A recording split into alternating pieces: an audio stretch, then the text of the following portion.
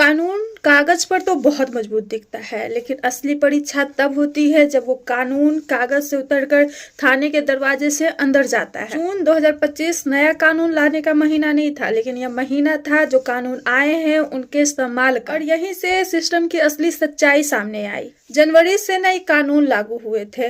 फरवरी और मार्च में अदालतों ने नई दिशा दिखाई। अप्रैल और मई में आर्थिक और प्रशासनिक फैसले हुए। जून 2025 में कानून बहस में नहीं था, बल्कि कानून अब थानों, कोर्ट रूम और हिरासतों में। सवाल ये उठा कि सिस्टम क्या नए कानून के लिए तैयार था या फिर सिर्फ नाम बदले हैं, बातें वही। जून 2025 में सबसे ज्यादा चर्चित मुद्दा रहा बीएनएसएस, भारतीय नागरिक सुरक्षा संहिता। बीएनएसएस का जमीनी इस्तेमाल जरूरी है। कानून साफ कहता है कि बिना वार्निंग के हिरासत नहीं, अरेस्ट मेमो बनना चाहिए, मजिस्ट्रेट की भूमिका मजबूत होनी चाहिए। लेकिन ग्राउंड रिपोर्ट में एक अनकंफर्टेबल सच्चाई आईपीसी सेक्शन लगाकर एफआईआर दर्ज करना, अधूरा छोड़ देना, डिटेंशन का डाटा रिकॉर्ड नहीं, यानी नया कानून लेकिन आदतें वही पुरानी। जून 2025 में हाईकोर्ट ने बार-बार कहा कि नए कानून को पुराने तरीकों से लागू नहीं किया जा सकता। कोर्ट ने यह साफ कहा कि बीएनएसएस सेफगार्ड ऑप्शनल नहीं है।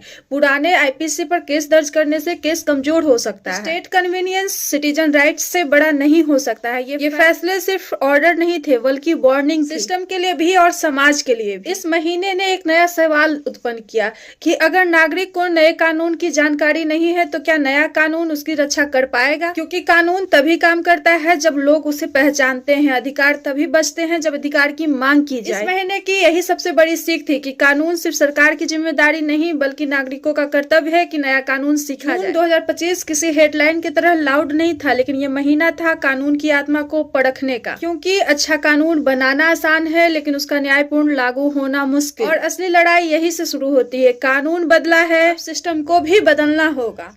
इस महीने के लिए सबसे अच्छी लाइन है, new laws old habits, the real test has begin.